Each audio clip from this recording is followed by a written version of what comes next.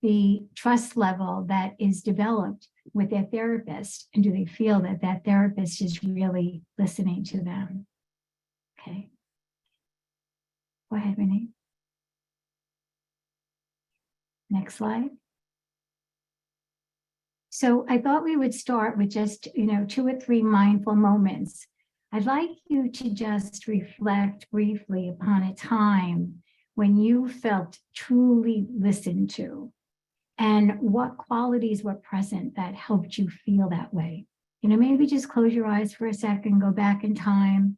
Could have been way in the past or even just this morning, that you felt really listened to. And what do you think are some of the qualities that made you feel so listened to?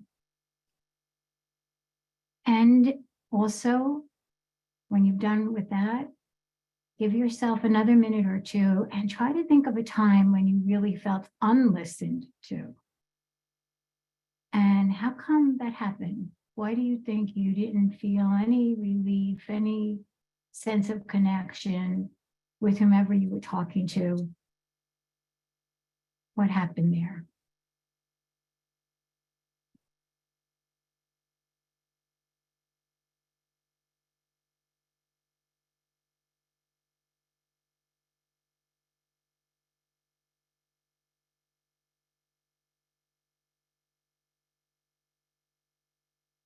And maybe you can feel the difference between those 2 experiences that are coming to your mind, the difference in resonance that you might have felt with the other person that you were speaking to. Did you want to stay longer with one person? Did you feel uncomfortable with another? So on. So let me just ask you quickly, we can share a little bit.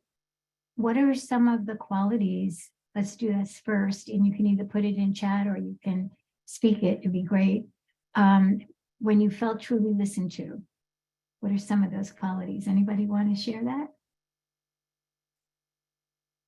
Good eye contact, not interrupted. Absolutely. What else do we have?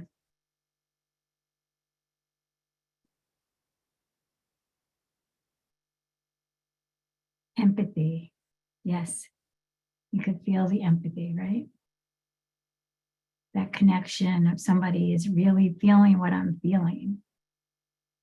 Okay, responded to the meaning of what I was saying. Validation, yes. Genuine, heartfelt response, yes. All of these are words of connection. You can tell when someone is just waiting to reply, which tells me that they're not hearing me. Yes.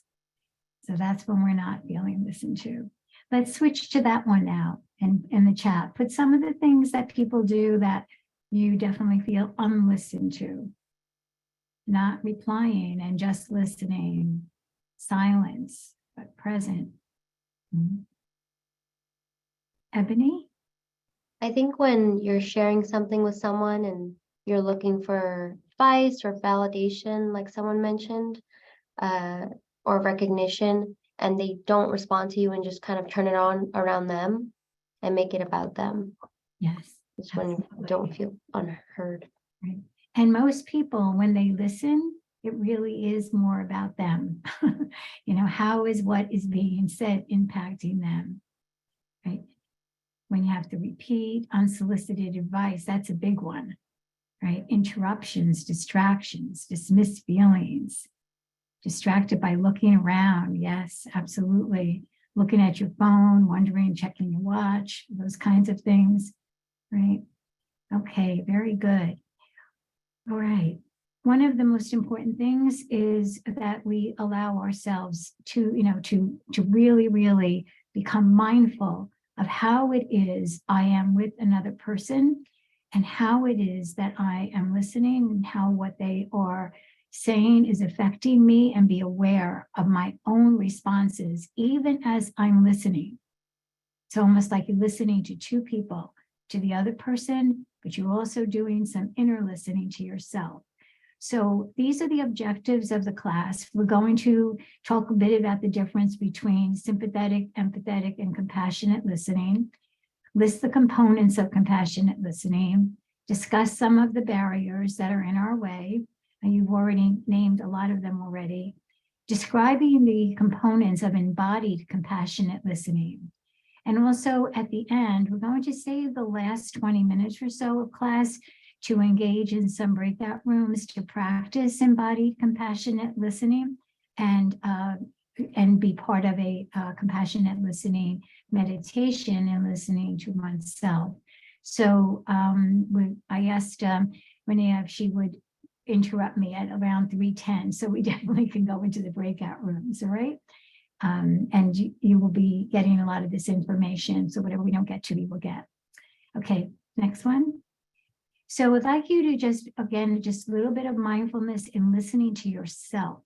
This is now you're going to be listening to you, because you have to do compassionate listening to your own inner voice, as well as the way you may be listening to another person. So my first question, and I ask you to, maybe if you want to just, again, take a deep mindful breath and feeling your own loving kindness toward yourself and compassion for yourself, ask yourself, why am I here? Why did I take this class? And what is the first thing that comes to your mind? Maybe you could write that down briefly. Listen to yourself. Why am I here?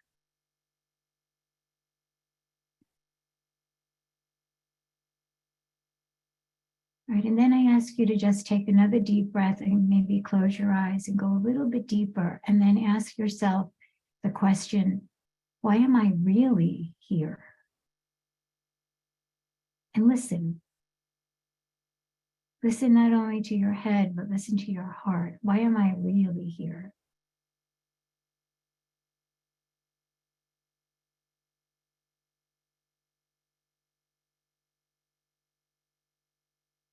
All right, and then allow yourself to go even a little bit deeper. Why am I really, really here?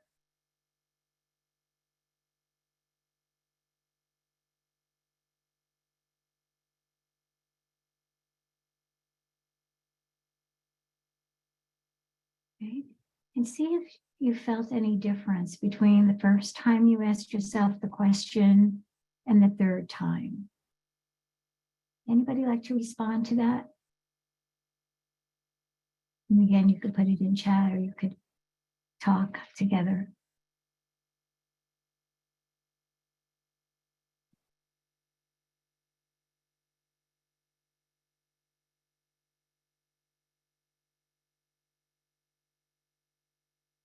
Anything?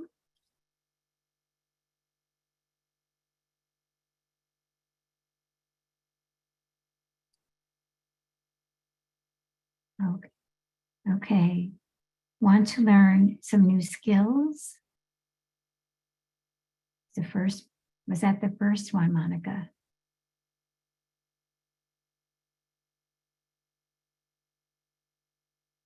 Yeah.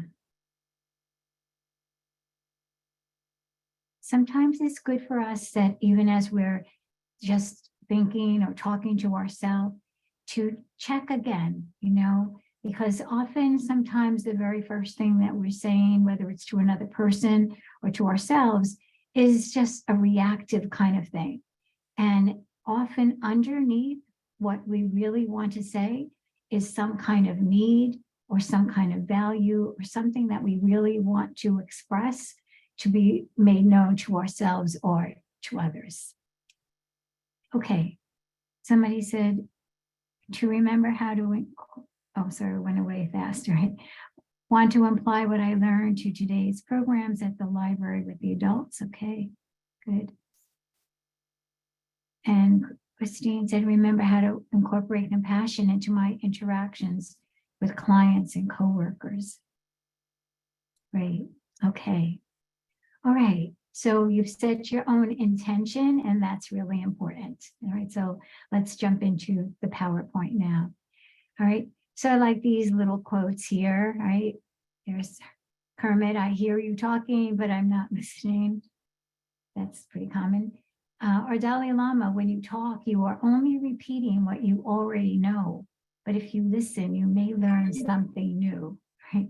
So not to assume what somebody else is going to say. You know, some of us, when we listen to friends or loved ones, especially in our family and our close circle, it's almost like we can already tell what they're going to say. It's like we carry the dialogue in our head before they even say it. But maybe if we stop that, we might actually hear them for the first time or hear something new. And the word listen contains the same letters as the word silent. That's kind of interesting. Okay, next slide. So what is compassionate listening? I really love this quote. Listening creates a holy silence. When you listen generously to people, they can hear truth in themselves, often for the first time. And in the silence of listening, you can know yourself and everyone. You really can connect with people. Eventually, you may be able to hear in everyone and beyond everyone, the unseen singing softly to itself and to you. This is that resonance that can happen between people that often doesn't need words. It just happens even in the silence, even in the look in the eyes, or just the felt presence of the other person. Okay, continue. So what is compassionate listening? Quite a few different definitions. The feeling that arises when we're confronted with another's suffering and feel motivated to alleviate that suffering. That's what compassion is. Compassion is a response to suffering. It is not just a feeling. The feeling is there, but the feeling is really the springboard to the action. Compassion is the action. It's our response to the suffering. So our compassionate listening, even if we're being very, very silent, believe it or not, is an action. It's something that we are actually doing to help alleviate the suffering of another person. And that's what we're trying to do, to listen to another person's grief or pain in a way that will reduce their sorrow. Listening in an accepting and non-judgmental way, because often with that, it opens the doorway for the person to take away all of their defenses that they would use as protective mechanisms of, I want to say this, but I really don't want you to know, and I don't want you to judge me, and I don't want you to think differently of me, and all of the other inner dialogue that's going on inside the person who's speaking. And you, as the listener, if you are non-judgmental, you actually allow a lot of those defenses to fall away, and the person can be much more present to themselves as well as to you. Willing to put aside those tendencies to judge or fix the person. As a compassionate listener, you are not there to fix them at all. You're just there to really be with them and help them open up their own doors of wisdom and understanding of themselves. And authentically desiring to understand this person with a sense of openness and patience and emotional fortitude for you to be ready to hear whatever it is that they're going to say and to be able to embrace that, you know, and not to have like any kind of shock value or like, oh, really? You did that? Or really? Somebody did that to you? Like those kinds of responses are not very compassionate at all to the person who is speaking. Okay, next slide. So just, you know, some words that go along with compassionate listening.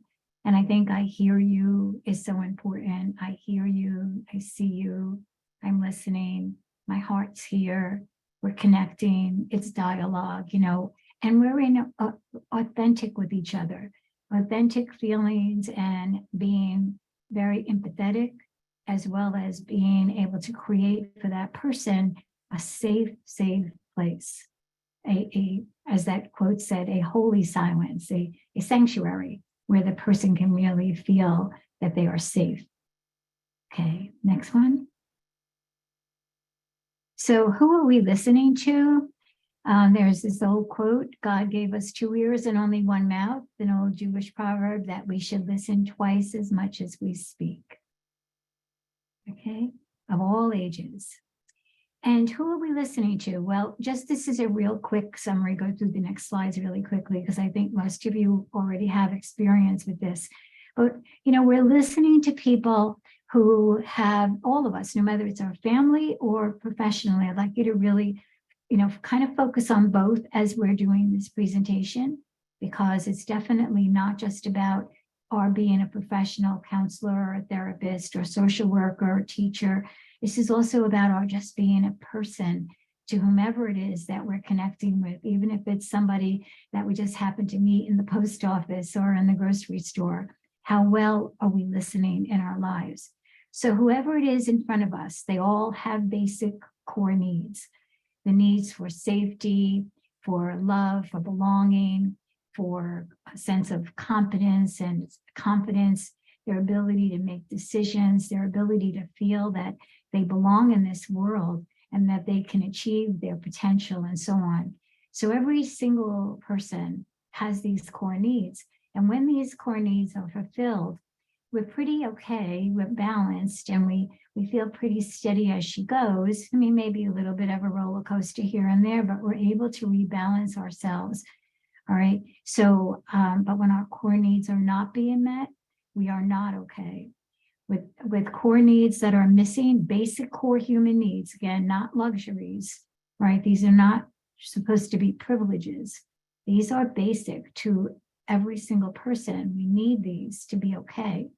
And if we're missing them, then we are very unhappy, anxious, sad, angry, lonely, isolated. We all have our different way of coping with disappointments and with those missing pieces in our life. Okay, the next slide, please. The people in front of us also have their own inner critic, right? If we take a look at this slide, maybe some of these faces are familiar to you, right? Our brain is naturally wired for the negative. Neuroscience teaches us that the brain has a negativity bias. We all have it. We all tend to wait for the next shoe to drop. We all anticipate fears in the future, and we all go back to the past with a sense of worry or regret or shame or blame and so on.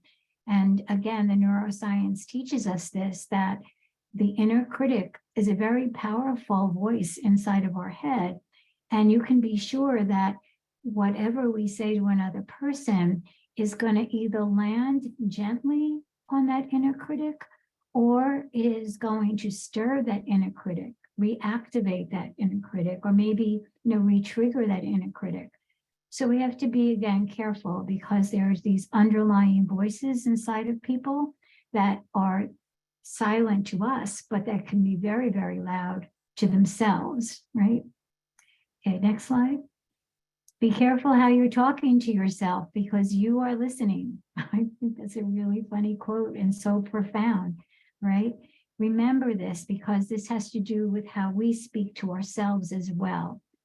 In compassionate listening, we're listening to ourselves, we're also listening to others. Okay, the next slide. In addition to the core needs, we also all have core wounds. So we want to remember again that the people that we're speaking with, that we're interacting with, every single person carries these. Everybody has a story. Everybody has had pain, suffering, betrayal, loss, grief, and so on. And we don't know how loud those voices are inside of somebody else, how maybe somebody really needs to have these voices comforted. And are our words comforting their wounds? Or again, do our wounds trigger them? Or do our words allow this person to put up more defenses because they don't feel safe? Next slide. And then we know from our ACEs work, right, that there are all these core wounds from childhood and the adverse community environments, the things that people have experienced. All of these voices are inside of people. All of these memories are inside of them. And they may be hidden even from them. It could be people who have had trauma and who have unspoken trauma. So again, I'm just put these slides just so that we can have this greater context and to know that, whoever we're speaking with comes with all of these voices inside of them. Okay, next slide. So compassionate listening. If you look at this picture, Okay, she's going to show a quick YouTube. So this is going to be a very, very quick video of what compassionate listening is. And then this will go into your head. And then I hope the rest of the presentation is going to go into your heart. Okay.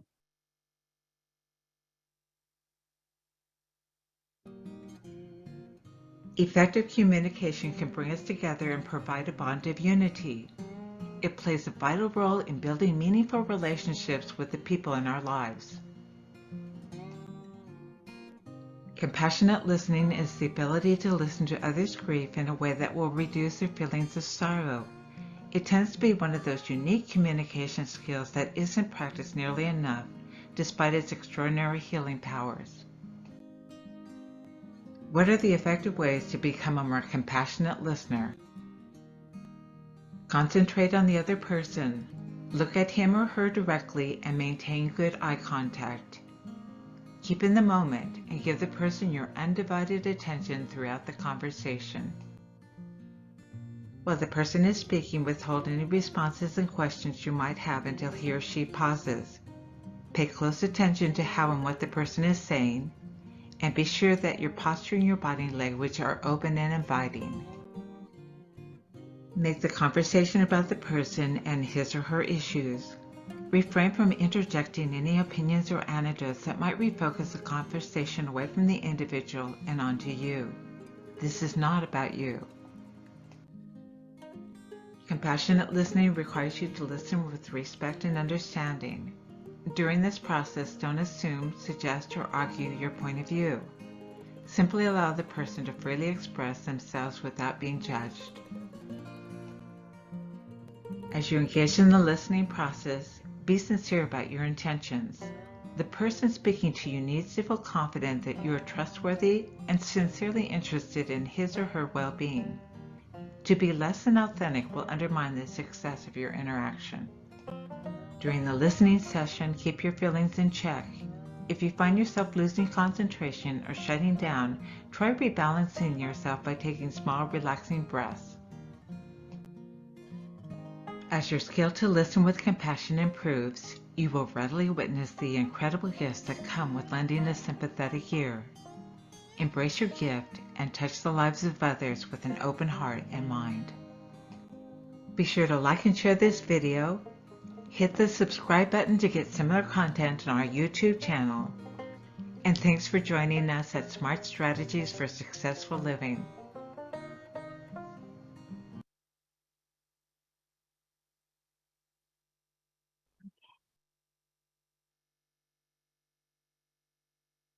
Okay. So those are just some simple strategies. Now to do those is another thing, right? How do we live all those things? How do we become mindful and remember how to do all these things?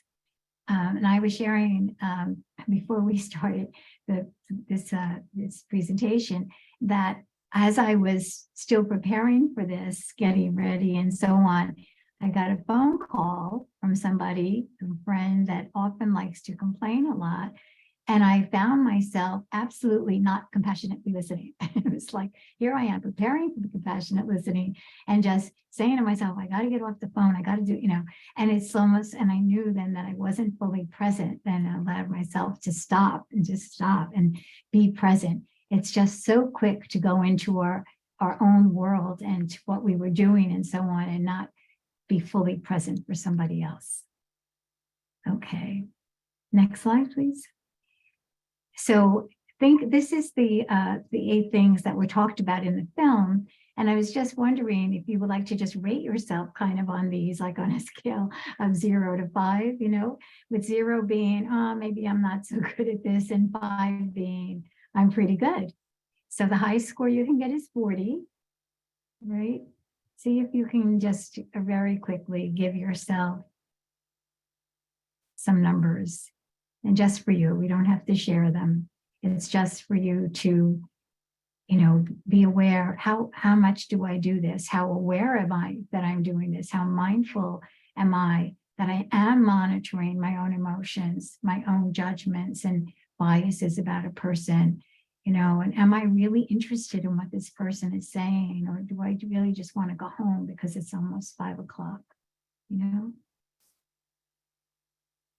Okay, so just to rate yourself. All right, the next slide. So I wanted to talk very briefly about the difference between sympathy and empathy and compassion, because those reflect also the way we speak and the way we listen to another. There is a difference between the three of these. They're all in the same family, so to speak, but they are different. So somebody has a question. In that short video, it briefly mentions not to use anecdotes. Let's see the rest of the question. Why isn't this okay? By doing so, wouldn't that be a way of showing you are actively listening? Okay, so I agree, and I think that sometimes it's fine to share a story, but about what we have or when we have gone through a similar thing. But what often happens is that when we tell that story, it often becomes about us, and we've now taken the person's attention away from themselves. Whereas if we could allow a little bit more time, make sure that we have given our person, whoever is talking, enough time to reflect, to be able to continue. Like just because they pause, that we don't have to jump in with a story and let them know that we understand and connect and so on. I think we can do that the same by just looking at them and saying, there'll be some prompts at the end of this, like, would you like to tell me more about that? Or, you know, what else would you like to say about that? So to use that before we would jump into telling our own story. And I think you can always include your own story as you're like kind of like wrapping up maybe a session and so on, where you could say, really, you know, today's session was really wonderful, or, you know, I hope that you felt comforted by this. I know it made me think of my own time, blah, blah, blah. You know, we tell the story. So you can still get in the anecdote, and I think anecdotes are good. I tend to do them as well.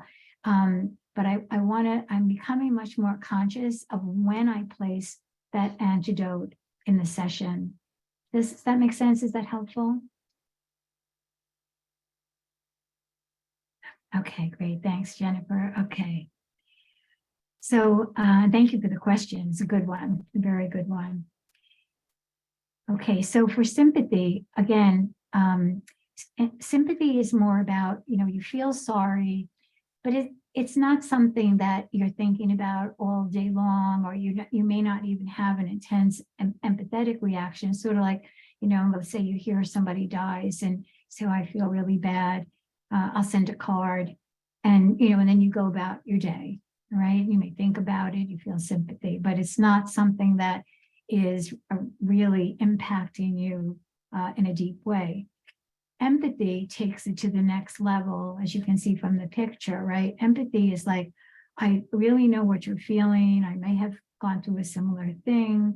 I feel it in my heart. I can feel the emotions and so on.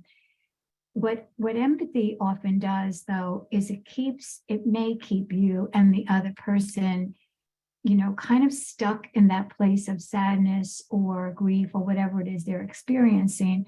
The way you see in this picture here, where they're both crying, like, is there then something we're going to do about that? Or is it that we're going to just, you know, feel this sadness and feel this grief? And granted, it's wonderful to have somebody who's there with you with that, but is that enough? Is the next question. And we can do the next slide. The next slide takes us into compassion, right? And the difference with compassion is, well, let me say this first, and I think we'll skip over this, Renee. Okay, I think that we can talk it through. The compassion is about your acting, all right, a response to that suffering, not just being side by side, but actually doing something to relieve that suffering, whether it's, you know, making a phone call or getting something for the person or doing something, because you actually take that response, that compassionate response, that you feel will help relieve the suffering. Right, the next slide. And I think, this kind of reinforced itself to me when I learned this piece of information that I want to share with you, that there is a neuroscience to empathy and compassion, and they actually are located in different regions of the brain. When they study people having empathetic responses and people having compassionate responses. So empathy is located in the pain regions of the brain. It's in the amygdala, where you have your fight, flight, and freeze, and that pumps out cortisol, and it pumps out adrenaline, and it makes your heart beat faster, and it causes you, to feel stress and anxiety and so on, maybe breathe a little bit heavier and so on. So that's what happens when you're just in that state of empathy. Compassion is in the prefrontal cortex and the reward center of the brain, all right? The ventral striatum, and also these big words, medial orbital frontal cortex, the learning and reward center of the brain, that you actually, when you're giving compassion, you actually feel, like a warmth, you feel good, you feel like I'm doing something here to really help somebody, and it activates the reward center of the brain. That pumps out things like oxytocin and dopamine.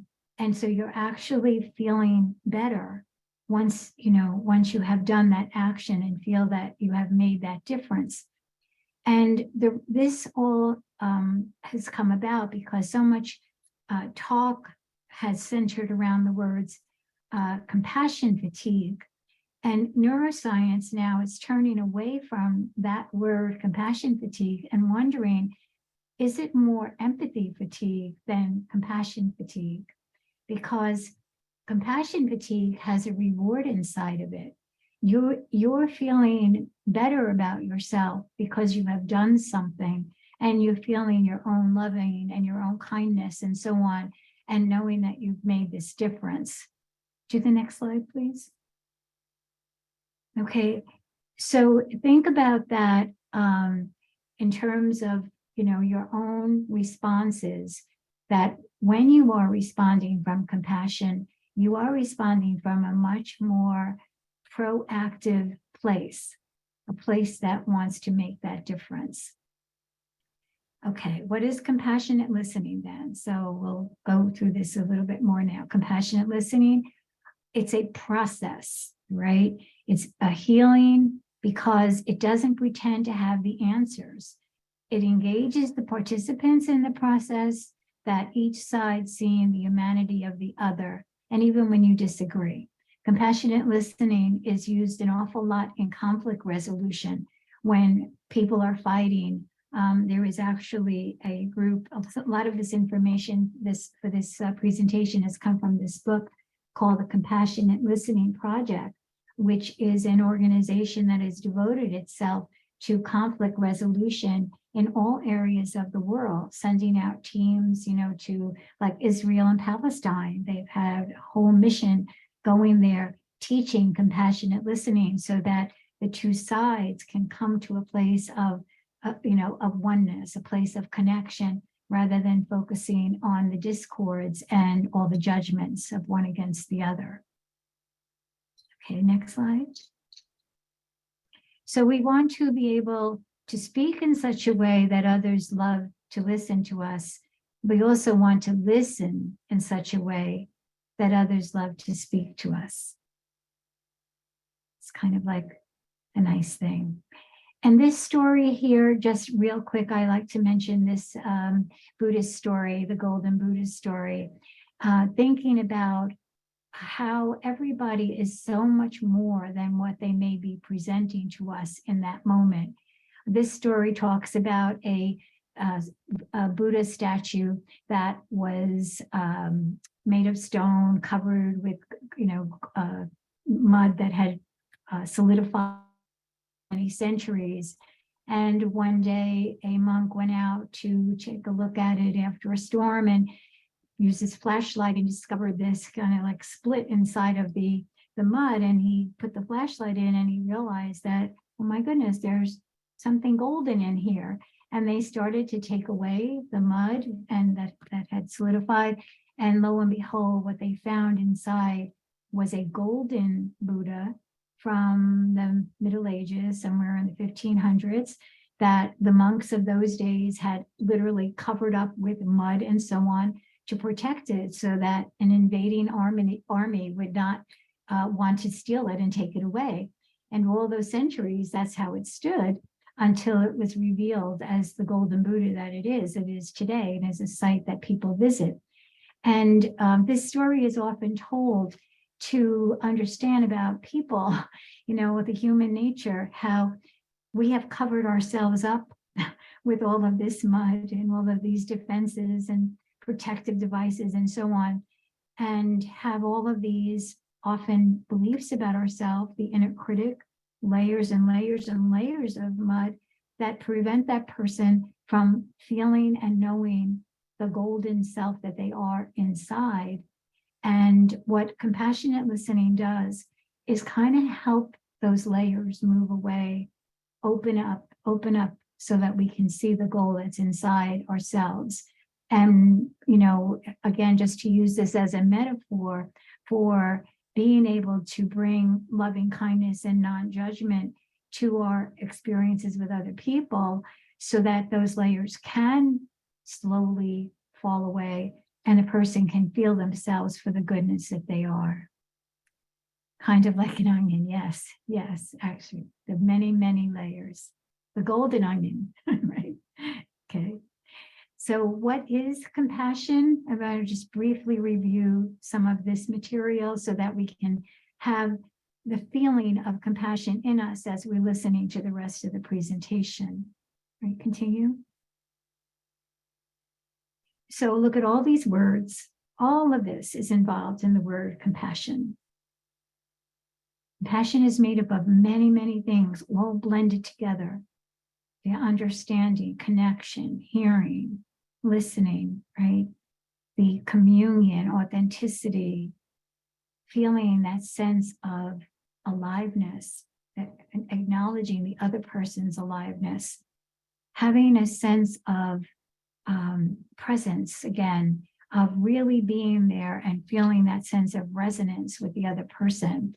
Neuroscience teaches us that as human beings, that happens with us very naturally, that if we are in the company of somebody that is very, very, very upset, if we allow ourselves to be calm and breathe and get into a beautiful, calming rhythm, that other person will eventually entrain themselves to our breathing level, and we help bring them down without even a word from that state of agitation that they may have been in. So that sense of resonance is so important. Okay, continue. So compassion can be described as letting ourselves be touched by the vulnerability and suffering that is within ourselves and all beings. It includes action. Not only do we attune to the presence of the person suffering, but we respond to it. Okay, continue. And these are just some more definitions of compassion from some great compassion teachers. A function of the heart. You can actually feel your heart quivering in a response to suffering. It's an awareness that comes to you, and it is also a sense of wanting an attitude of motivation. I got to do something to help this person. It's the last bullet. Compassion is not relationship between healer and the wounded. It's a relationship between equals. And when we know our own darkness well, we can also be present with the sadness or the grief of another. Compassion becomes real when we recognize our shared humanity. So this is really important because we want to be in our work with all people, especially with our clients, in counseling and therapy and so on. We don't want to feel like we are on some kind of pedestal, and we're there to fix them. I mean, this is a beautiful way. Compassionate listening is a way of helping each feel that we are interconnected.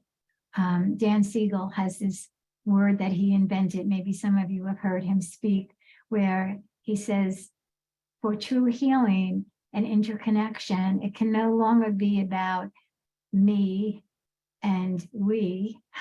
He says the word, it's we, MWE, us together, right? MWE. And when we're in that space and we realize our interconnectedness, that I am here for you, but you are also here for me.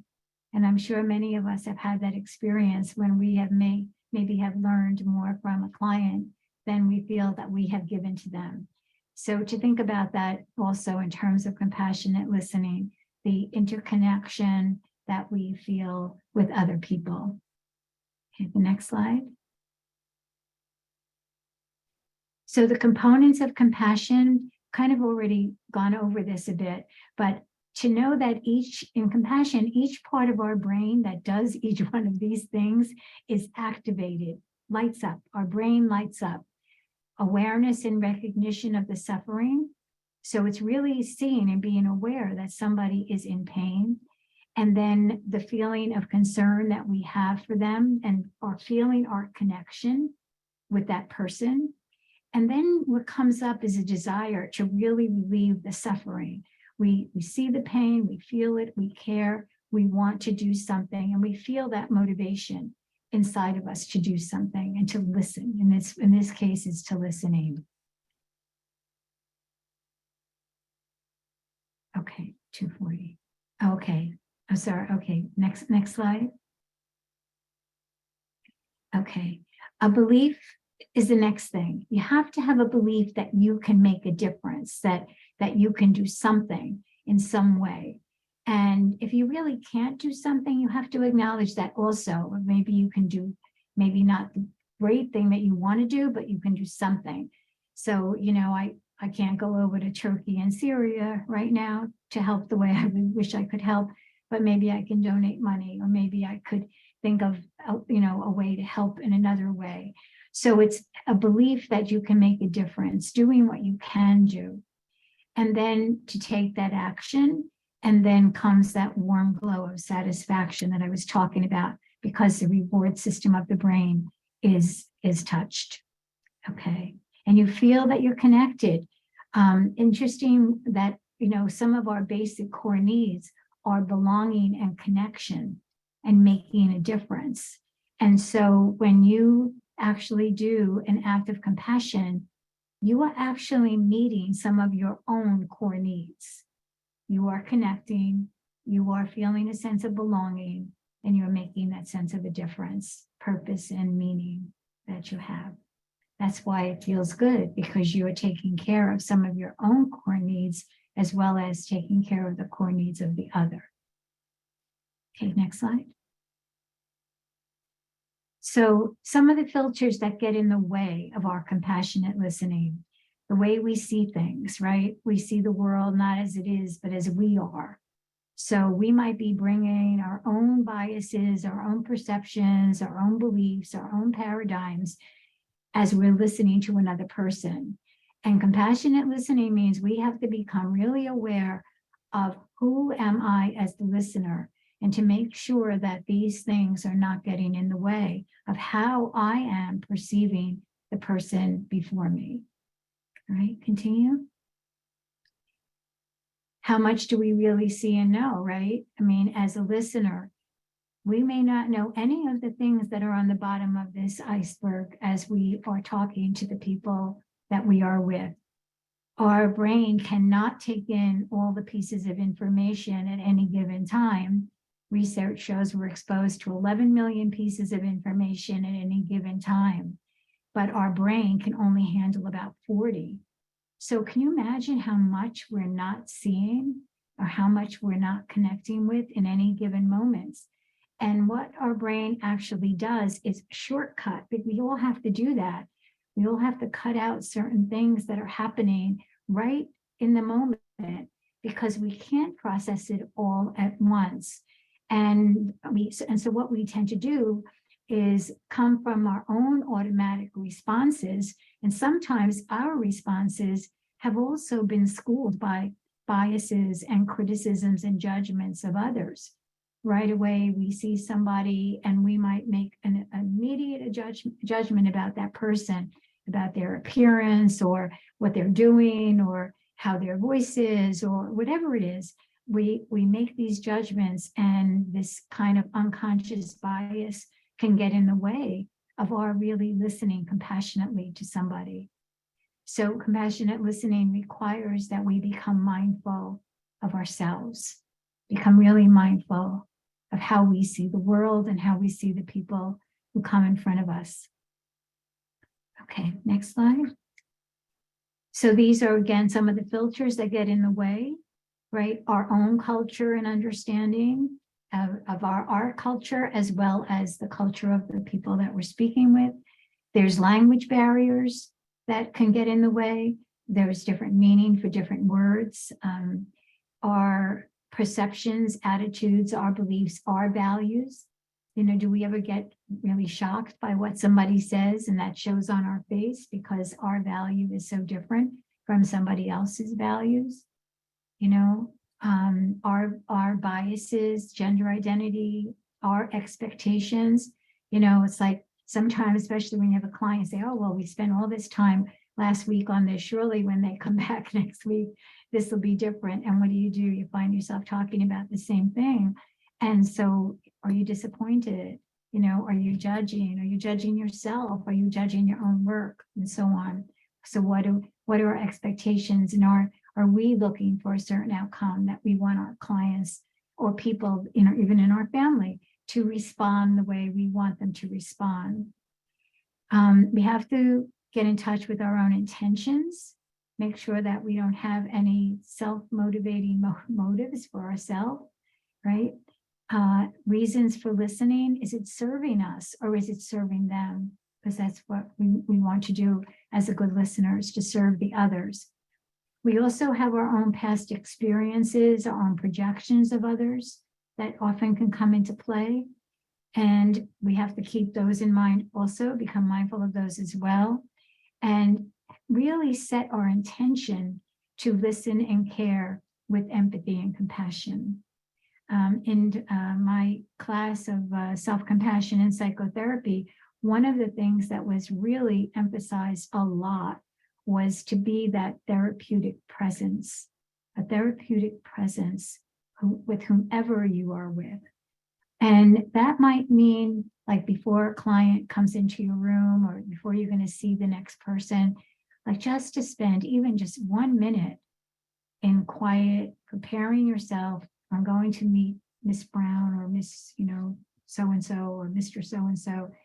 Let me just see them for a minute in my heart, send some loving kindness to them, prepare yourself. Let the other client that you just saw leave your frame of reference rather than jumping right from one client into the next with no break in between.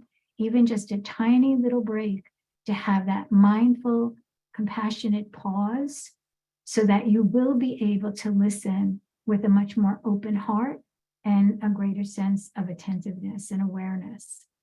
So for me, therapeutic presence and compassionate listening really are best friends, right? Need to be together. Okay, next one. So compassionate listening, again, if you just realize that it's a real desire, again, to just understand, to be open, non-judgmental, to have courage to face yourself, as well as the courage to be with the client in front of you. Okay, the next one. And I think this slide just repeats a lot of what we already have just said. I want to bring your attention to the last bullet, allowing yourself to get as close to the heart of the matter, to the speaker as you can, without bombarding them with questions, you know, without a sense of being like Sherlock Holmes, you know, that you need to find out every single detail. No, we don't have to do that. Sometimes we don't even have to know the story, because what we're really dealing with is the client's experience, their feelings of that story. And so we don't have to know every single detail out of our own curiosity of what could have happened. We also want to avoid analysis or interpretation, or offering advice even, at this stage, because again, that is coming from our desire to rescue. And compassionate listening is really not about rescuing. It's more about guiding. It's more about leading that person to safety where they can be with themselves and allow a lot of their own wisdom, their own thoughts to be heard, to hear themselves saying things that they're afraid to say or, have never thought to say before, and to be able to say that in a safe place. So it's getting close to the heart of the matter. Okay, continue. Conscious of the time. The fundamentals of compassionate listening, again, it's all about being mindful, being in the present moment. That's a hard one because most of us are not in the present moment. So being mindful to be here now, to say, this is where I am with this person, not interrupting them, allowing yourself to show the care just by the way you are, being present to that moment and allowing yourself to breathe, especially if you're getting triggered in any way, shape, or form by what the person might be saying. If you might be feeling tremendous empathy, and you want to be able to, yes, show that you care, but at the same time, you don't want to, how can I say this, intensify that experience or catastrophize for that client their experience. That's really important too. Okay, the next slide. Compassionate listening, as you said, again, look at the third bullet. It creates the conditions that enables others to discover their own truth, trust their own wisdom, to guide them through the challenges, the wisdom of the heart. Okay, the next slide. Compassionate listening also is about our hearing the values underneath their words, right? What is their value? What do they really want to say? Where are they coming from, right? What is it that they're really asking for and they really need? And can we help guide them to being able to achieve what it is that they need? So, a simple example could be like, let's say your child comes home from school and they start talking about how mean the teacher was to them and how unfair it is and this and that, about what a terrible day they had and they can't stand this teacher and so on.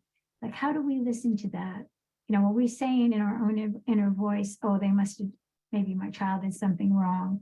Or maybe we suddenly blame the teacher and we totally agree with what the kid is saying and, say, yeah, I'm going to really get it. The teacher, like, what is our response? How do we hear that?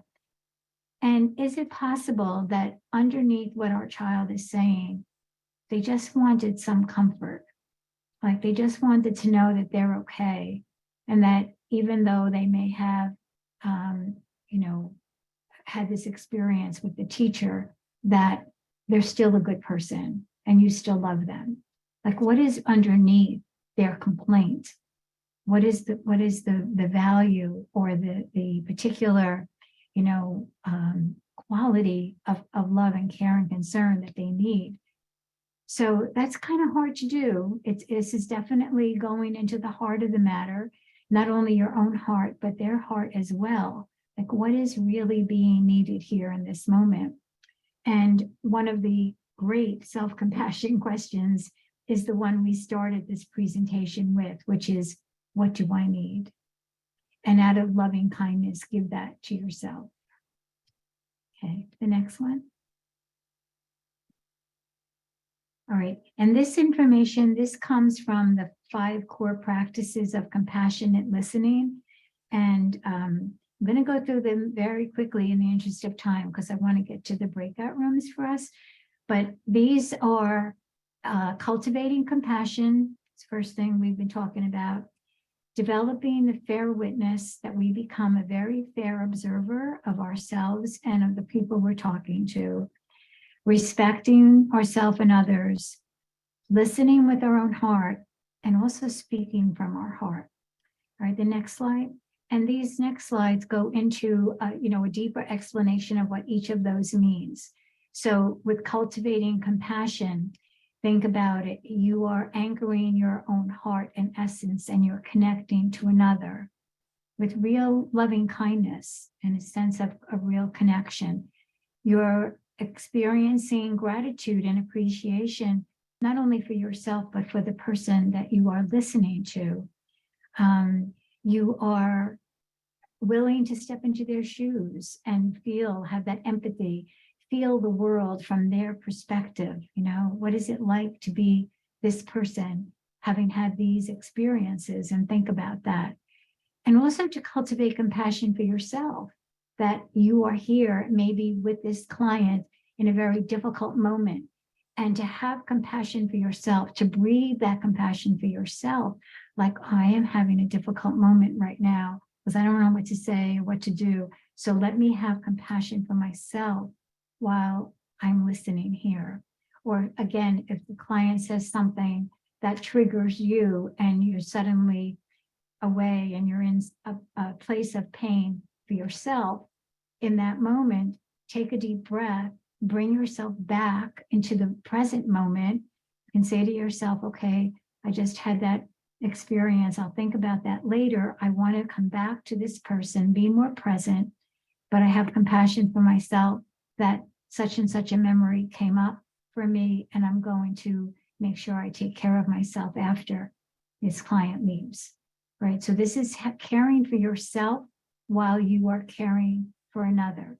There's compassion for both of you, right? Not just for the client, but for yourself as well. Okay, the next slide. Developing fair witness, right? So this is really important because we don't want to be judgmental. We want to be able to observe, like bullet number 3 says, almost try to look at it objectively, going to the balcony, getting a bigger view. Remembering that our client probably does not have the bigger view in that moment. They're probably very tunnel vision in what they're feeling and thinking, but you want to try to keep yourself, more objective as well, even as you are connecting to that person in their heart. Use compassionate language, caring language, and being open-minded and so on. Okay, the next slide. Respecting yourself and others, right? Resist giving advice unless asked, hold the intention to do no harm. Realize that you are part of the story that is happening right now, and you take yourself very, very seriously in the role that you are in. And setting some respectable limits also, creating a healthy membrane between yourself and the other, because you don't want to get so, how can I say, like vacuumed into that person's pain and so on. So it's about, I'm here for you. There's a bridge, there's a connection here of love and kindness and compassion between us. All right, the next slide. And listening with your heart, which is a whole nother place to listen from than listening with our head, right? Listening with just our cognitive mind, with our theories and our ideas or our lesson plans or our treatment plans and so on. Listening with the heart opens the doorway to deeper understanding. The next slide. I find this information about the heart very, very interesting. So go to the next slide. As we speak from the heart. I never knew this until I started learning about compassionate listening. The heart contains about 40,000 neural cells. The heart is like the brain. It has a brain center and a neural cells. And the heart does receive and process information. We don't only get our information through our cognitive resources. We get information from here, from the heart as well. It is estimated 60 to 65% of the heart cells are neural cells. And the heart sends more messages to the brain than the brain sends to the heart, which is so fascinating. You know how you say sometimes, like, my heart tells me, or you hear people say this, or I knew in my heart it was the right thing to do. And sometimes we downplay that when people say that. But I'm having a whole lot more respect for that when people say things like that, because maybe they're hearing a wisdom. You know, those neural cells in the heart are getting activated and they're hearing something, truly a felt hearing that comes from this place. And again, being able to notice that our brains are wired with other people's brains. Our hearts get wired with other people's hearts. This is what happens just because we are human beings. This is what happens. The process of entrainment, again, is very interesting. There was a piece in the Compassionate Listening book that said examples of entrainment just in the physical world. I'll read you one of them. It says, if you have a room full of pendulum type grandfather clocks and you start the pendulums in motion at different times, they will all swing differently. However, if you walk out of the room and return a few days later, all of the pendulum movement cycles will have come into synchrony. So it's very fascinating, you know, how all of this works, electromagnetic fields and so on.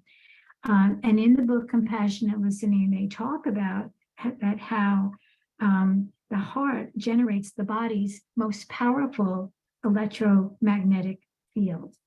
That whatever that is, and I'm not a scientist, so I confess to that, but the teachings in this book, in the neuroscience that is explained in this book, the heart has an electromagnetic field that is even bigger than the electromagnetic field of the brain. So let's not underestimate the power of the heart and the wisdom and the knowledge, and how many of us, including our clients, may actually receive and process information through the heart. So if we connect in the heart, I have seen counselors, compassionate listening counselors, as they speak to a client says something, let's say very moving, rather than even saying anything in response, they just put their hand on their heart. The therapist does, just like that. You don't even have to say anything. That person knows that they have been felt. They have been felt by you, right? It's Dan Siegel's famous words, to be felt. Yes. Okay, thank you, Jennifer. Yes, you're seeing that gesture. It's very, very beautiful. And sometimes when your client is really upset and so on, while they're speaking, if they're open to it, you could say, you know, if you'd like, maybe you could put your hand on your heart while you're talking about this difficult situation or whatever. Some clients will do it. Some of them are reluctant because it seems, you know, woo-woo kind of thing, but it's not. It really is. Our receiving our own loving kindness is very healing. And I'll often say to clients in groups sometimes, like, put your hand on your heart, feel your own gentleness, feel your own love going into you, feel your own heart that cares for you. You know, these are kind of like new senses for our clients in terms of listening to themselves. Okay, the next slide. Okay, and these are just some other things that you can say, right? You don't ask why, and you don't say, you know, how did that happen, or what did you do? No, these are just some good starters, or if there is that moment of silence, to say something like, would you like to say more about that? Is there anything else? What was it like for you? Can you help me understand? What's your highest vision for this situation? I particularly like the last one a lot. Would you like to try an experiment? Like after a client has complained and complained and complained, to say, what would happen if you didn't complain about that right now? What would that feel like? You know, or what would happen if you suddenly found that you didn't want to have that drink of alcohol? What would that feel like? Just sort of like to let them use their imagination. Okay. All right, next slide. And I'd like to, I think we're going to have to go into the breakout rooms because we're not going to have enough time if we don't. So we may have to skip this next piece. Go ahead, Nay, we want to get to the breakout rooms. That was a quote from Thich Nhat Hanh. I really recommend that we'll send you the link so you can listen to it. Okay. All right, go back one, Nay, go back one. Okay. So what we're going to do now is a breakout room exercise, right? Where you're going to be face to face with one other person and think about as you're having this experience, what is, or you can give eye contact. What is it going to be like for you as you're going to be listening to a person talk? Are you distracted while they're talking? Are you comfortable with any silence? You're going to try to observe yourself as the listener. Okay, the next slide. Jennifer's saying her eye contact is horrible. Okay, next slide. And then the speaker, what you're going to talk about is one place where I'm currently feeling challenged in my life. Right, so whoever you can designate who's going to be the speaker and who's going to be the listener. The speaker is going to talk about that. One place where I'm currently challenged in my life. You as the speaker, focus your breath around your heart. Speak from your heart without judging or analyzing your words. If you have nothing to say or you feel you can't say anything, then don't. Silence is okay too. And know that this time is for you. It's for you, the speaker, all right? And try to feel as much as you can connected to your own heart. Okay, the next slide. Okay, and then we're going to debrief a little bit when it's over. Okay, Jean says I have no camera. Okay. All right. So we'll do the best we can with this first breakout room, all right? Does everybody understand what you're going to do? So there's going to be two people. One person is going to be the speaker. One person is going to be the listener. And you're going to try to become very mindful of what you feel. Okay. All right. Jeannie has to go. Thank you, Jeannie, for coming. Okay. All right. So you'll be in the breakout room for about 3 or 4 minutes. Let's say 3 minutes so we can definitely get it done. And then we'll come back. All right. Right. I'm going to open up the rooms now. Okay.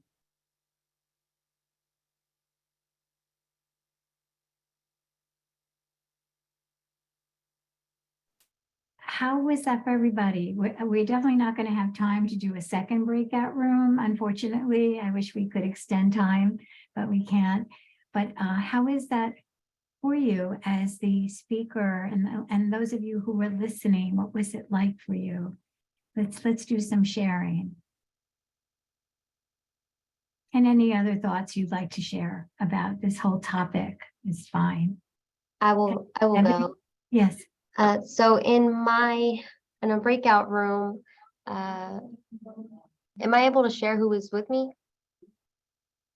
Okay, so Angie was in my breakout room with me, and I think I know I can be, well, even when it came to selecting who was going to be the speaker and the listener, I know I enjoy speaking, but I decided to take a step back and realize that you don't always have to be the one that speaks. You can listen. And so I like to work on that. So we did, which I appreciate Angie for working with me with that.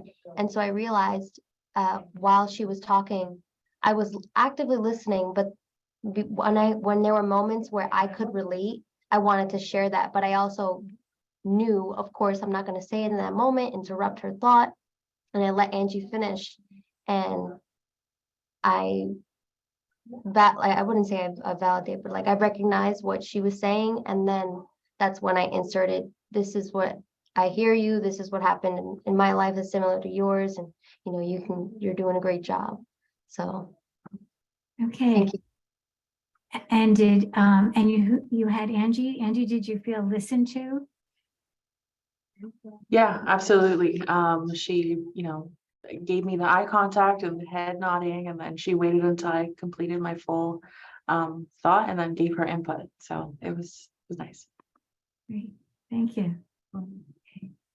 Somebody else, what was that like for you to try to be so aware of so many things at once?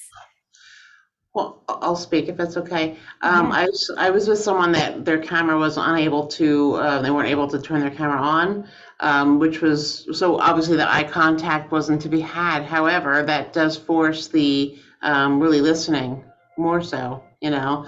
Right. I guess not that I didn't know this, or but if you kind of wait long enough, the conversation, we were able to identify just how similar our current stories are. So we were able to relate to each other in that way.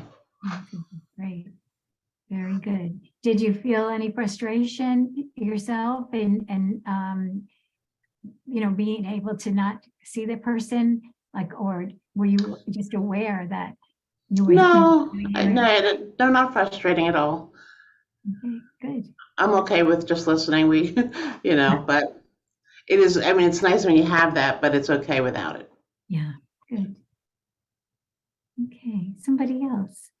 What was it like, and or any of your thoughts about, you know, any of the things that we talked about today? Monica has her hand raised. Okay, go ahead, Monica. I almost put my hand back down because I'm just reflecting on our conversation. I don't even know if I followed your directions, but I do. That conversation was a gift. It was just, I feel like I gained a friend in a couple minutes because Wow. we were able to just listening to Mirna.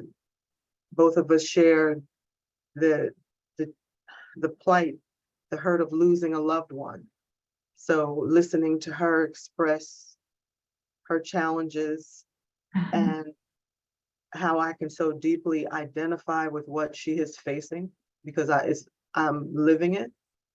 It was just nice to be able to connect in that way and that interchange of encouragement toward each other.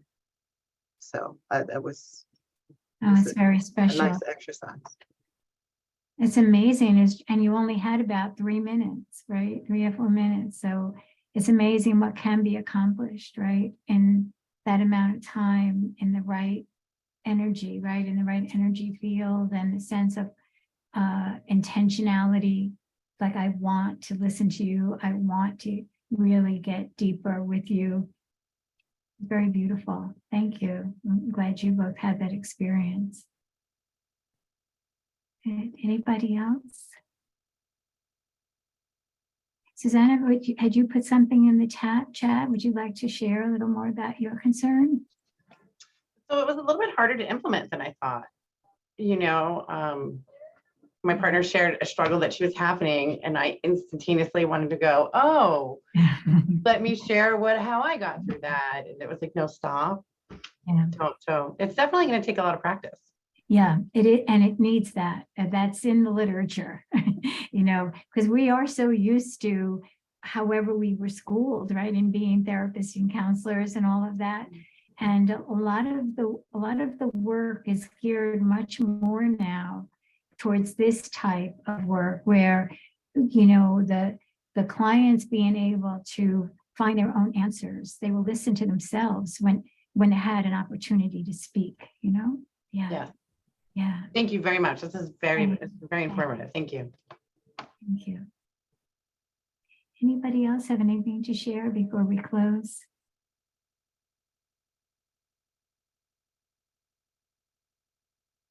Well, feel free to be in touch with me if you need more information. I'd be really happy to send you things. And I'm from Central Jersey Family Health Consortium. I'm sure they'll send out, you know, my information. And if you would like this kind of a presentation to your staff, if you think that this could help in any way, any kind of compassion listening, or just in general compassion, using compassion to connect with others, using compassion during challenging times. You know, I've been doing some compassion workshops for different groups and streamlining it to that for them. You know, I did one for nurses, I did one for doulas. Tomorrow I'm doing one for teachers. So kind of like taking that information and then like fitting it, you know, for the group that that needs to hear it as best as we can. And we do IDRC, right, Cynthia? We do that as well. I was even going to give you a plug. She's also done it for my mother's senior group who liked her so much they begged her to come back. Yeah, we'll be going back in March, right? Yeah. So it's a topic that I think connects very much with people because it's a matter of the heart. And with, I think with the challenges in today's world, we all need that. And we all need some new language to navigate our way through these times, you know? So feel free to contact me in any capacity. I'd be happy to help.